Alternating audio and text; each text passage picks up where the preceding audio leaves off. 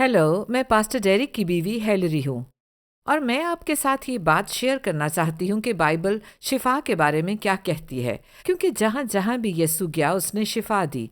उसने बड़ी तादाद में लोगों को शिफा दी और वो उनके साथ नहीं मरा, क्योंकि उसने मरकज की इंजील में कहा था कि ये सब चीज़ें होंगी जो मेरे नाम पर ईमान रखते हैं। और वो कहते हैं कि वो जुबानों में दुआ करेंगे और वो बीमारों पर हाथ रखेंगे और वो अच्छे हो जाएंगे। खुदा ने हमारे लिए शिफा मुहैया की है क्योंकि यीशु ने उसकी कीमत अदा की है। और मैं शुरू करना चाहती हूँ। मैं हमेशा इस आयत से शुरू करना पसंद करती हूँ क्योंकि हमने ये जाना है कि कलाम खुदा के इल्हाम से है। दूसरा तिमोथियस तीसरा बाब उसकी 16वीं आयत, हर एक सहीफा जो खुदा के इल्हाम से है। और जैसा कि मैंने पिछली बार आपसे बात की थी, ये एक गुब्बारे की तरह है और आप इसे फुलाते हैं। गुब्बारे के अंदर क्या है? आपकी सांस जो आपके अंदर से निकलता है। तमाम कलाम जो खुदा की सांस से, लेकिन उसने कलाम को सांस दी। खुदा का कलाम जिंदा और फाल है और किसी भी दो धारी तलवार से ज्यादा तेज है। और और ये खुदा की सांस से है और ये तालीम देने के लिए फ़ायदा मंद है और ये इस्लाह, दुरुस्तगी और रास्तबाजी की तरबियत के लिए भी है, लेकिन ये खुदा के कलाम को सिखाने और शेयर करने में है। और फिर मैं बाइबल की तरफ आती हूँ, जैसा कि मैंने पिछली बार कहा था, हिजकिय्येल 47वां बाब और उसकी 9वीं आयत में है। और यूं होगा कि जहाँ कहीं ये दरिया पहुँचेगा, हर एक चलने फिरने वाला जानदार जिंदा रहेगा और मछलियों की बड़ी कसरत होगी, क्योंकि ये पानी वहाँ पहुँचा और वो शीरी हो गया। बस जहाँ कहीं ये दरिया पहुँचेगा, जिंदगी बख्शेगा। जहाँ भी दरिया जाता है, यानी खुदा के कलाम का दरिया, और दरिया के करीब उसके दोनों किनारों पर हर किस्म के मेवादार दरख्त उगेंगे, जिनके पत्ते कभी ना मुरझाएंगे और जिनके मेवे कभी मौकूफ ना होंगे। वो हर महीने नए मेवे लाएंगे, क्योंकि उनका पानी मक़दस में से जारी है और उनके मेवे खाने के लिए और उनके पत्ते दवा के लिए होंगे। यहाँ पर दवा जिंदगी का दरिया है। हम मुकाशवा की किताब 22वां बाब और 1 से 3 आयात में देखते हैं। फिर उसने मुझे बलौर की तरह चमकता हुआ आबे हयात का एक दरिया दिखाया, जो खुदा और बर्रा के तख्त से निकलकर उस शहर की सड़क के बीच में बहता था। दूसरी आयत, और दरिया के वार पार जिंदगी का दरख्त था। उसमें 12 किस्म के फल आते थे और हर महीने में फलता था, और उस दरख्त के पत्तों से कौमों को शिफा होती थी।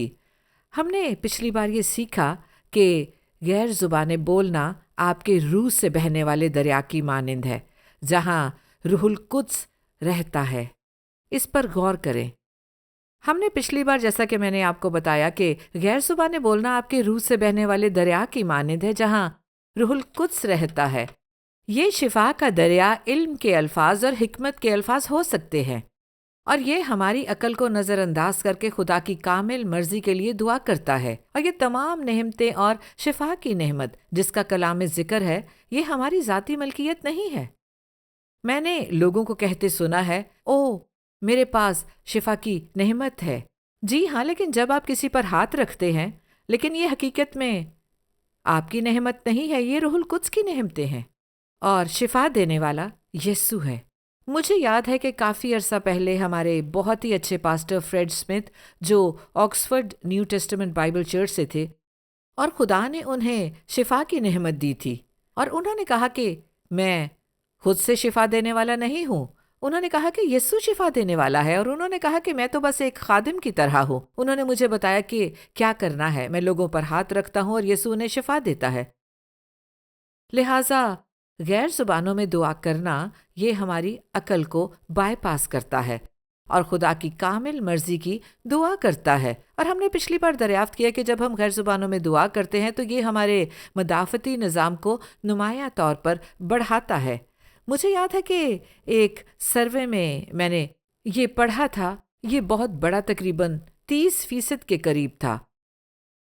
हम दूसरों के लिए भी दुआ करने के काबिल हैं, बगैर ये जाने कि उनकी तमाम अहम ज़रूरतें कौन सी हैं। और ये हमें दिल से दुआ करने और मुस्तकबिल के लिए दुआ करने की صلاحیت دیتا ہے، اور وہ ہمیں ان حالات کے بارے میں دعا کرنے میں رہنمائی کرتا ہے جن کے بارے میں ہمیں بالکل بھی علم نہیں ہے، لیکن اگر ہمیں اس کا کچھ بھی علم ہوتا تو ہم شاید دعا کو بگاڑ دیتے۔ اور غیر زبانوں میں دعا کرنا وہ دعا ہے جو معاملے کی اصل بات تک پہنچتی ہے۔ تو جب ہم غیر زبانوں میں دعا کر رہے ہوتے ہیں، نہ صرف ہم دل سے دعا کر رہے ہوتے ہیں اور دوسروں کو برکت دے رہے ہوتے ہیں، بلکہ ہم اپنے جسمانی بدن کو بھی برکت دے رہے ہوتے ہیں۔ اور اس سروے کو میں پچھلی بار کی نسبت زیادہ تفصیل سے پڑھوں گی۔ ڈاکٹر کارل پیٹرسن، طویل زبانی دعا کے اثرات۔ میں نے روح میں دعا کرنے، غیر زبانوں میں دعا کرنے اور بولنے کے تاثر کے بارے میں متعدد سوالات وصول کیے ہیں۔ یہ انسانی مدافعتی نظام کے لیے فائدہ مند ہے۔ مدافعت کی طاقت ان کیمیکلز کے ذریعے بڑھتی ہے جو دماغ کے اس حصے سے خارج ہوتے ہیں جو غیر زبانوں میں دعا کرتے وقت زیادہ تر سست ہوتا ہے۔ یہ معلومات جو ہم دماغ کے کام کرنے کے طریقے کے بارے میں جانتے ہیں سے عکس کی جا سکتی ہیں۔ ہمیں معلوم ہے کہ دماغ کا وہ حصہ جو طویل دعا کے دوران سب سے زیادہ متاثر ہوتا ہے، دماغ کا ایک اہم حصہ اور اس کی میٹابولک سرگرمی کی نمائندگی کرتا ہے۔ اور مجھے یاد ہے کہ میں نے پچھلی بار کہا تھا کہ یہ مختلف علاقوں کو چھوتا ہے، لیکن جس پر میں توجہ مرکوز کرنا چاہتی ہوں وہ مکمل مدافعتی نظام ہے۔ اور یہ بھی ہے کہ دماغ کا وہ حصہ جہاں انڈورفنز اور انکیفالونز کا ہارمون پیدا ہوتا ہے۔ جیسا کہ آپ جانتے ہیں، انڈورفنز آپ کو خوشی محسوس کراتے ہیں، اور جب آپ خوش ہوتے ہیں تو حقیقت میں آپ صحت مند ہوتے ہیں۔ کہا جاتا ہے کہ ہنسی دوا کی طرح فائدہ مند ہے۔ انہوں نے اس کو ثابت کیا ہے۔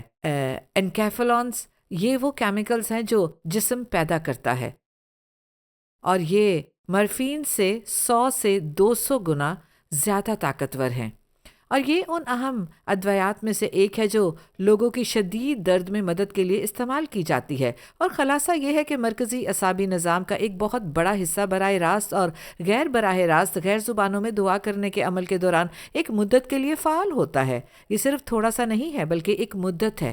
یہ نتائج ظاہر کرتے ہیں کہ دماغ کے ہارمونز کی ایک اہم مقدار خارج ہوتی ہے جو کہ جسم کی عمومی مدافعت کو بڑھاتی ہے۔ تو مجھے لگتا ہے اب میں بھی سمجھاتی ہوں کہ جب آپ غیر زبانوں میں دعا کرتے ہیں تو آپ کا مدافعتی نظام مضبوط ہوتا ہے۔ اور پھر دیکھیں، ایک اور بھی طبی سروے ہے جس کا میں نے پچھلی بار ذکر کیا تھا کہ مدافعتی نظام تقریباً 30% تک فعال یا بڑھ سکتا ہے۔ مجھے یقین ہے کہ یہ ہمیں حوصلہ دے گا کہ جب ہم غیر زبانوں میں دعا کر رہے ہیں تو نہ صرف ہم دوسروں کے لیے بلکہ اپنے لیے بھی مؤثر طریقے سے دعا کر سکتے ہیں۔ ہمارا مدافعتی نظام دوبارہ چارج ہو رہا ہے، اور وہ زندگی کا دریا ہمارے اندر سے بہتا ہے کیونکہ ہم روح سے دعا کرتے ہیں، ہم ذہن سے دعا نہیں کرتے۔ پولوس نے کہا، اس لیے کہ اگر میں کسی بیگانہ زبان میں دعا کرتا ہوں تو میری عقل بیکار ہے، لیکن میں خدا کی مرضی کے رازوں کے ساتھ دعا کرتا ہوں جب میں غیر زبانوں میں دعا کر رہا ہوں۔ آپ جانتے ہیں، ہر ایک کو شفا دینا یہ خدا کی مرضی ہے۔ ہم اس کو خدا کے کلام اور مسیح کی کیلوری پر فتح کو بنیاد بناتے ہیں۔ جو کچھ یسوع کے ساتھ ہوا اس کی تفصیل 750 سال پہلے نبی یسایہ نے مسیح سے پہلے دی تھی۔ یہ ایک طویل وقت ہے، اور جب آپ پڑھتے ہیں کہ کیا ہوا، یسایہ کیا کہتا ہے، اور ساتھ ہی یہ بھی پڑھتے ہیں کہ یسوع کے ساتھ کیا ہوا، تو واقعی یہ سب درست ہے۔ اور میں کہتی ہوں کہ یہ تقریباً 2000 سال پہلے ہمارے خداوند یسوع مسیح کے ذریعے پورا ہوا۔ شفا یابی پینتیکوست تک جاری رہی۔ یہ کہا گیا ہے کہ جب پطرس گلیوں میں چلتا تھا، یعنی رسولوں کے ذریعے شفا یابی واقعی حیرت انگیز تھی۔ وہ ہر جگہ بیماروں کے ساتھ لائن میں کھڑا تھا۔ بہت سے بیماروں کو لایا گیا تاکہ جب پطرس گزرے تو یہاں تک کہ جب اس کا سایہ ان پر پڑتا تھا وہ شفا پا جاتے تھے۔ اور یہ ثابت کرتا ہے کہ شفا آج بھی ہمارے لیے موجود ہے اور شفا یابی جاری ہے۔ اور مرکز 16 باب میں کہا گیا ہے، یسوع نے کہا، جو لوگ مجھ پر ایمان رکھتے ہیں وہ بیماروں پر ہاتھ رکھیں گے اور وہ صحتیاب ہوں گے۔ میں واقعی یقین رکھتی ہوں کہ جتنا ہم ان آیات پر غور کریں گے ہمیں یہ ایمان حاصل ہوگا کہ جب ہم لوگوں پر ہاتھ رکھتے ہیں تو وہ صحتیاب ہوں گے۔ غور کریں کہ جب ہم ہاتھ رکھیں گے تو وہ صحتیاب ہوں گے۔ اور روح میں دعا کرنے کے ساتھ ساتھ ہمیں شفا کی آیات کو اپنی آنکھوں کے سامنے رکھنا ضروری ہے۔ بائبل میں لکھا ہے کہ انہیں اپنی نگاہ سے دور نہ ہونے دیں، کیونکہ چاہے آپ ابھی صحت مند ہو اور خدا کے فضل سے آپ صحت مند ہیں، آپ کسی اور کی مدد کر سکتے ہیں جسے شفا کی ضرورت ہے۔ اگر آپ کے اندر یہ آیات ہیں تو خدا کے روح القدس کے ذریعے جب آپ اسے بولتے ہیں تو خدا کا مسح اور قوت ان الفاظ پر ہوگی تاکہ آپ جس شخص سے بات کر رہے ہیں اس کے دل میں ایمان لائے، کیونکہ بہت بار ہم بہت سے لوگوں کو مرتے ہوئے دیکھتے ہیں اور یقیناً خبریں آ رہی ہیں کہ ہزاروں اور ہزاروں لوگ مختلف وجوہات کی وجہ سے مر رہے ہیں، صرف کووڈ وائرس کی وجہ سے نہیں۔ اس لیے ہمیں یہ آیات اپنے ذہنوں کے اندر رکھنی چاہیے۔ ایسا نہ ہو کہ دیکھیں لیکن یہ آج کے لیے نہیں ہے۔ نہ مانے کہ شفا رسولوں کے ساتھ ختم ہو گئی ہے، یہ سچ نہیں ہے، یہ ختم نہیں ہوئی۔ اور بائبل کہتی ہے یسوع مسیح کل اور آج بلکہ ابد تک یکساں ہے۔ یسوع نے شفا دی جب وہ زمین پر تھا اور وہ اب بھی شفا دے رہا ہے۔ بائبل کہتی ہے کہ وہ بھلائی کرتا اور ان سب کو جو ابلیس کے ہاتھ سے ظلم اٹھاتے تھے شفا دیتا پھرا۔ یسوع مسیح کل اور آج بلکہ اب تک یکساں ہے اور حقیقت میں ان کے لیے ایک بڑی قیمت ادا کی۔ یہ ہمارے لیے مفت ہے لیکن اس نے اس کی پوری قیمت چکائی۔ آئیے غور کریں کہ جب وہ گتسمنی کے باغ میں تھا تو کیا ہوا۔ یسوع نے دعا کی اور جب وہ دعا کر رہا تھا تو خون کے بڑے بڑے قطرے زمین پر گرتے رہے۔ اے باپ، میری مرضی نہیں بلکہ تیری مرضی پوری ہو۔ غور کریں، یسوع بزدل نہیں تھا لیکن خدا اسے یہ دکھا رہا تھا کہ اسے روحانی اور جسمانی دونوں مقام میں کس چیز کا سامنا کرنا پڑے گا۔ لیکن یسوع جانتا تھا، اس نے پیشین گوئی کی کہ اسے مارا جائے گا، پیٹا جائے گا، اس کی داڑھی نوچی جائے گی، اس کے چہرے پر تھوکا جائے گا، اسے حقیر سمجھا جائے گا، اسے کوڑے مارے جائیں گے اور اسے صلیب پر لٹکایا جائے گا۔ لیکن یہ سب کچھ نہیں تھا۔ جب یسوع صلیب پر تھا تو خدا باپ نے یسوع پر تمام بیماریوں، تمام آلودگیوں، تمام گناہوں، تمام انسانوں کی بدی ڈال دی، کیونکہ ہم گناہ میں پیدا ہوئے ہیں، ہم آدم کی وجہ سے، اور انسانیت کے تمام گناہ ماضی، حال اور مستقبل یسوع پر ڈال دیے گئے۔ اس نے اس کی پوری قیمت چکائی۔ اور کیا آپ جانتے ہیں کہ انہوں نے کیا پکارا؟ یہ میرا ایمان ہے، اے میرے خدا، اے میرے خدا، تو نے مجھے کیوں چھوڑ دیا؟ وہ اپنی پوری زندگی میں پہلی بار خدا کی حضوری سے جدا ہوا۔ اور کیا آپ جانتے ہیں جہنم ایک جدائی ہے، ایک دائمی طاقتور خدا سے ایک دائمی جدائی۔ اور آپ جانتے ہیں ہم خدا کی حضوری کو معمولی سمجھ لیتے ہیں۔ تمام محبت، تمام رحم، تمام شفا، تمام محبت بھرے تعلقات، تمام خوبصورت چیزیں، خوبصورت سورج، چاند، ستارے اور سب کچھ، یہ سب خدا کی طرف سے ہیں، یہ خدا سے ہیں۔ اگر آپ خدا کو اس مساوات سے نکال دیں تو محبت نہیں ہے، لیکن رحم نہیں ہے، اس کے بغیر صرف بدی ہے، اندھیرا، خدا کے بغیر گہرا گہرا اندھیرا ہے۔ اور اس لیے میں چاہتی تھی کہ ہم یسایہ کے 53 باب کا مطالعہ کریں، اور یہ ہمیں پہلی آیت میں بتایا ہے ہمارے پیغام پر کون ایمان لایا اور خداوند کا بازو کس پر ظاہر ہوا۔ خداوند کا بازو، یہ کلام خداوند کے بازو کے بارے میں بات کرتا ہے، اور میں اپنے نوٹس میں خدا کے بازو کے بارے میں دیکھ رہی ہوں۔ اس میں زیادہ محنت نہیں لگی، اور خدا کا بازو، خدا نے اپنے ہاتھ سے 10 احکام لکھے، اور خدا کے ہاتھ سے خدا نے شفا دی، لیکن خدا کے بازو سے یہ کہتا ہے کہ خدا نے اپنے ہاتھ سے شفا دی، لیکن خدا کے بازو سے یہ کہتا ہے کہ اس نے مسیح کو مردوں میں سے زندہ کیا، تمام ان خوفناک گناہ، درد اور بیماری سے۔ لیکن ہم یسایہ کی طرف واپس جاتے ہیں اور یہ کہتا ہے کہ نہ یسوع کی کوئی شکل و صورت ہے، نہ خوبصورتی، اور جب ہم اسے دیکھتے ہیں تو کوئی خوبصورتی نہیں ہے کہ ہم اس کی خواہش کریں۔ آپ جانتے ہیں جب یسوع زمین پر چل رہا تھا تو ان کے پاس کوئی چمک نہیں تھی، ان کے پاس کوئی حالہ نہیں تھا، جیسا کہ فنکاروں نے بہت خوبصورتی سے پیش کیا ہے۔ وہ بہت عام نظر آتا تھا، حقیقت میں وہ اچھا نظر نہیں آتا تھا۔ اسی وجہ سے لوگ اس کے چہرے پر تھوکتے تھے، اسی وجہ سے وہ انہیں ڈنڈوں سے پیٹ رہے تھے، کیونکہ وہ اس طرح نظر نہیں آتا تھا جیسا وہ تھا۔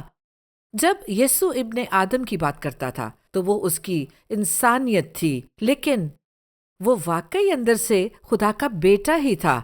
اس کا سارا جلال اور ساری قوت جسمانی نظر سے چھپی ہوئی تھی، لیکن یہ وہاں موجود ہے، وہ خدا کا بیٹا ہے۔ اور پھر کہتا ہے کہ مرد غمناک اور رنج کا آشنا تھا۔ اس پر غور کریں۔ مجھے نہیں معلوم کہ یہ اس طرح کیوں ترجمہ کیا گیا ہے، کیونکہ اگر آپ نوٹس میں دیکھیں گے تو آپ دیکھیں گے کہ یہ غمناک کے لیے لفظی طور پر درد کہا گیا ہے۔ آپ غم کے بارے میں ایک اور فوٹ نوٹ دیکھتے ہیں، یہ لفظی طور پر بیماری اور بیماریوں کا ذکر کرتا ہے۔ تو جب آپ اسے غم اور درد کہتے ہیں تو میں جسمانی شفا کا بھی خیال نہیں کرتی، لیکن پھر ہم دیکھتے ہیں کہ ایک مرد غمناک اور رنج کا آشنا تھا۔ لوگ اس سے گویا روپوش تھے، اس کی تحقیر کی گئی اور ہم نے اس کی کچھ قدر نہ جانی۔ جیسا کہ میں نے کہا کہ آپ کسی ایسے شخص کے ساتھ ایسا نہیں کر سکتے جو چمکتا ہوا ہو۔ چوتھی آیت یقیناً یہ ایک حقیقت ہے۔ یہاں لکھا ہے، تو بھی اس نے ہماری مشقتیں اٹھا لیں اور ہمارے غموں کو برداشت کیا۔ اور پھر سے پڑھتے ہیں، تو بھی اس نے ہماری مشقتیں اٹھا لیں اور ہمارے غموں کو برداشت کیا، پر ہم نے اسے خدا کا مارا، کوٹا اور ستایا ہوا سمجھا، حالانکہ وہ ہماری خطاؤں کے سبب سے گھائل کیا گیا اور ہماری بدکرداری کے باعث کچلا گیا۔ وہ کہتا ہے کہ جب خدا کا فیصلہ یسوع پر آیا جو ہمیں آنا چاہیے تھا، تو یہ کہتا ہے کہ یہ ایک ایسی چیز ہے جو کسی مادے میں مکمل قوت کے ساتھ داخل کی گئی، ضرب لگائی گئی۔ تو یسوع ہمارے لیے مارا گیا، اس نے ہماری بیماری کے لیے ایک خوفناک قیمت ادا کی۔ یقیناً اس نے ہماری بیماریوں اور ہمارے دردوں کو برداشت کیا۔ اور پھر ہم متی کے 8ویں باب میں دیکھتے ہیں تو روح القدس واقعی، جیسا کہ میں کہتی ہوں، اس کی تصدیق کرتا ہے۔ یہ کہتا ہے کہ آئیے اسے دیکھیں۔ یسوع نے اس خاص باب کی آیت 2 سے 3 میں، اور دیکھو ایک کوڑی نے پاس آ کر اسے سجدہ کیا اور کہا، اے خداوند، اگر تو چاہے تو مجھے پاک صاف کر سکتا ہے۔ در حقیقت یسوع وہ آدمی کہہ رہا تھا، اگر تو چاہے تو مجھے شفا دے سکتا ہے، اور یسوع کا جواب تھا، میں واقعی چاہتا ہوں۔ اس نے ہاتھ بڑھا کر اسے چھوا اور کہا، میں چاہتا ہوں تو پاک صاف ہو جا۔ وہ فوراً کوڑھ سے پاک صاف ہو گیا، اور جب وہ کفرنہوم میں داخل ہوا تو ایک صوبے دار اس کے پاس آیا اور اس کی منت کر کے کہا، اور یہ 5 سے 10 آیات میں ہے۔ صوبے دار نے جواب میں کہا، اے خداوند، میں اس لائق نہیں کہ تو میری چھت کے نیچے آئے، بلکہ صرف زبان سے کہہ دے تو میرا خادم شفا پا جائے گا۔ صوبہ دار نے جواب میں کہا، اے خداوند، میں اس لائق نہیں کہ تو میری چھت کے نیچے آئے، بلکہ صرف زبان سے کہہ دے تو میرا خادم شفا پا جائے گا۔ اور یسوع نے صوبہ دار سے کہا، جا، جیسا تو نے اعتقاد کیا تیرے لیے ویسا ہی ہو۔ اور اسی گھڑی خادم نے شفا پائی، اور اس نے اس پر یقین کیا، اور اس نے پایا کہ جس وقت یسوع نے کہا کہ وہ شفا پا گیا ہے، وہ خادم واقعی شفا پا گیا تھا، اور وہ خادم شدید تکلیف اور عذاب میں تھا، اور اسے خداوند یسوع کے ایک لفظ سے شفا ملی۔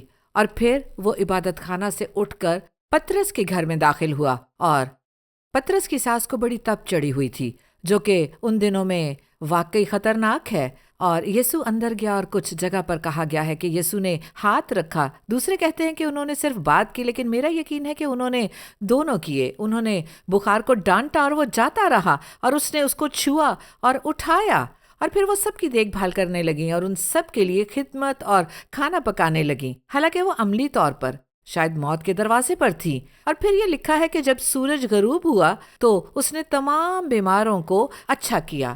میرا مطلب ہے یہ بہت بڑی تعداد ہے، میرا مطلب ہے جہاں بھی وہ گیا ایک بڑی تعداد، یہ 20 لوگوں کا ہجوم نہیں ہے جو ہم فلموں میں دیکھتے ہیں، نہیں، یہ بہت بڑی تعداد ہے، ایک بڑی تعداد، 5000 لوگ تھے اور وہ صرف مرد تھے، پھر بچے اور عورتیں تھیں، بہت بڑی تعداد لوگوں کے جھنڈ یسوع کا پیچھا کرتے رہے جہاں بھی وہ گیا، اور انہوں نے ہر ایک کو اچھا کیا جو اس کے پاس صحت یاب ہونے آئے۔ اور یہ کہا گیا ہے کہ انہوں نے تمام بیماروں کو صحت یابی بخشی تاکہ نبی یسایہ کے ذریعے جو کہا گیا تھا وہ پورا ہو سکے۔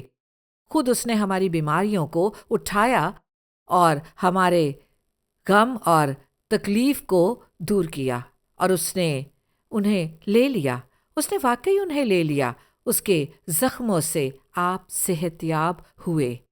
اور ہمارے پاس ایک شخص تھا جو ہمیں بائبل اسکول میں پڑھاتا تھا، اور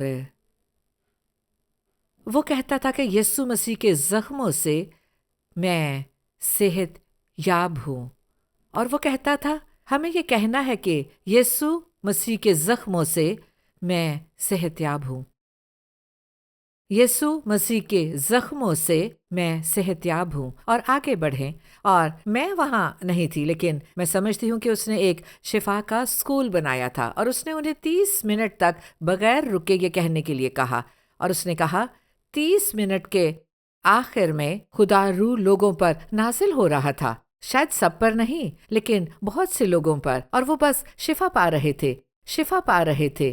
لیکن جب انہوں نے اس آیت پر یقین کیا، یقیناً اس نے ہماری بیماریوں کو اٹھایا اور ہمارے غم کو دور کیا، یقیناً اس نے ہماری بیماریوں کو اٹھایا اور ہماری تکلیفوں کو دور کیا، اور پھر اسے ذاتی بنائیں۔ یقیناً اس نے میری بیماریوں کو اٹھایا اور میری تکلیفوں کو دور کیا۔ تو کیا میں آپ کو چیلنج کر سکتی ہوں؟ تو کیا میں چیلنج کر سکتی ہوں؟ میں یہ تجویز کرتی ہوں کہ اگر آپ بیمار محسوس کر رہے ہیں اور آپ کو شفا کی ضرورت ہے تو براہ کرم شفا والی آیات کو اپنے سامنے رکھیں۔ میں انہیں لکھتی ہوں اور انہیں کارڈ پر رکھتی ہوں، اور مجھے یہ ہر روز کرنا پڑتا ہے کیونکہ یہ بہت آسان ہے۔ آپ جانتے ہیں کہ جسے آپ استعمال نہیں کرتے وہ آپ کھو دیتے ہیں، اور میں بے پرواہ ہو گئی اور میں نے شفا والی آیات نہیں پڑھی۔ ہاں، میں واقعی بیمار ہو گئی اور مجھے شفا والی آیات کی ضرورت تھی، اور اب مجھے احساس ہوا کہ مجھے ان شفا بخش آیات کو پڑھنا چاہیے اور انہیں اپنے سامنے رکھنا چاہیے۔ امثال میں لکھا ہے، آپ جانتے ہیں، خدا کا کلام اپنے سامنے رکھیں، اسے آپ سے دور نہ ہونے دے۔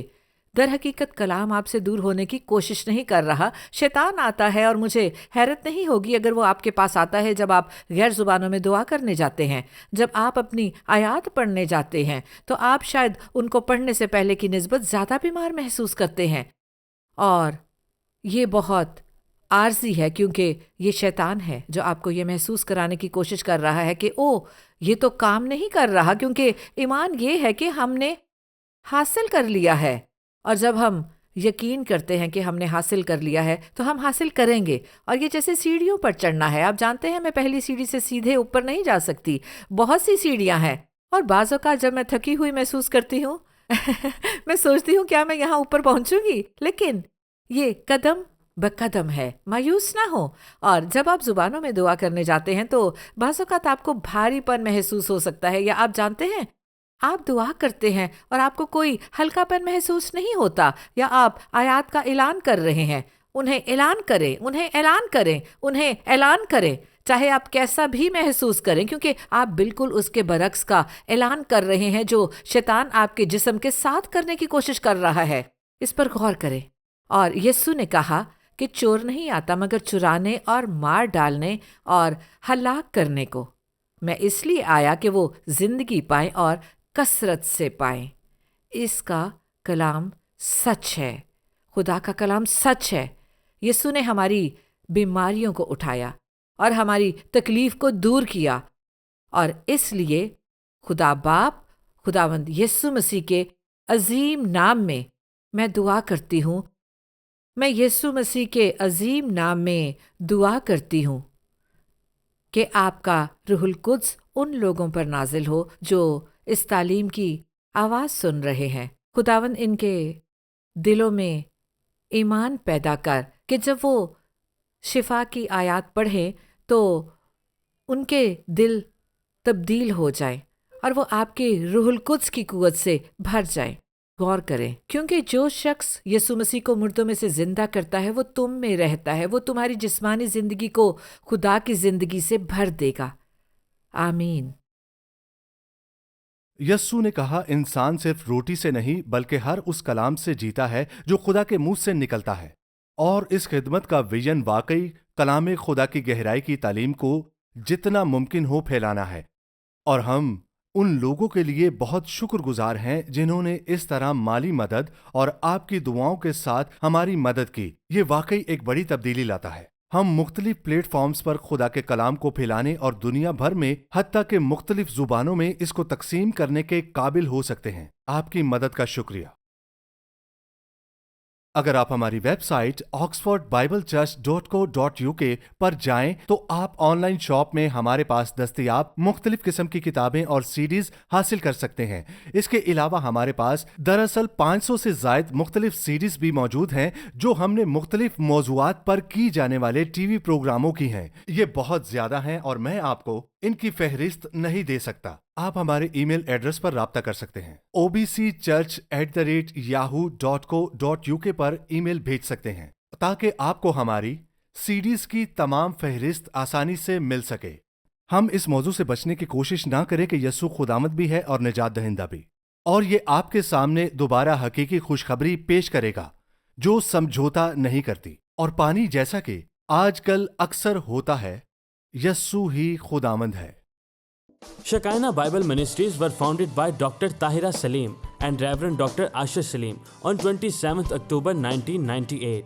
The foundation of organization was laid by Reverend Dr. Shahid Siraj Deen, who was called home by God on 14th Feb 1998. The organization commenced its working through Bible Institute and then by the grace of God developed following establishments: Shekinah Bible Church, Shekinah Sunday School, Shekinah Movie Society, Shekinah Messaging Services, Shekinah Adult Youth, Daughters of Shekinah, Shekinah Bible Institute, Shekinah News, Shekinah Medical Camp, Shekinah EMAG,